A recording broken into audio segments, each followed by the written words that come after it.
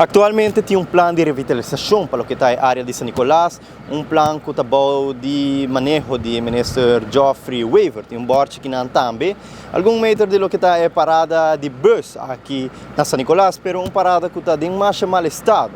E também se nos quer revitalizar a área, naturalmente edifício, aqui infraestrutura, aqui me se ora direita também. Pero não se tem a opinião de algum dia pessoa que não faz uso de parada de bus, porque que não mesmo pensa de edifício aqui. Que como é a de parada de bus que na São Nicolás é estado que tá?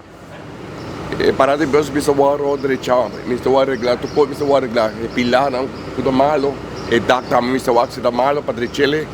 E aqui não também me sou direita e uno que é assim também.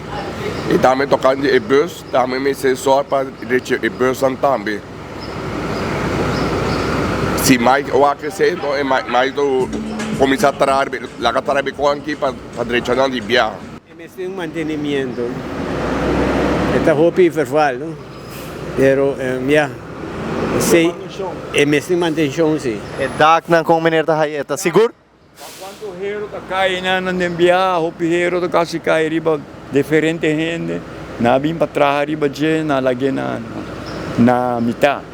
O aqui não, bota o com eta não. E o pilar não que bloco está quebrado. Também correto. Na work? Na work tá. Que hay que darle su arregladita. Está en mal estado, ¿no? Un poco, sí. ¿No es peligroso? Claro, todo lo que sea que puede caer arriba de la gente es peligroso. Conclusão é infraestrutura de parada de bus aqui está na work. Diferente usuário que faz uso de parada dia a dia a notificar que o seu hora direita, que está peligroso, que o seguro está uma hospista também. Seguro se São Nicolás quer revitalizar, essa aqui mestre tem cá né plano. Para isso é cobertura de 24 horas, lá nos aqui com a mestre pensa de parada de bus aqui se abota usar e lá que tem como, sabe? Aqui em Valderrama e saca micial 24horas.com.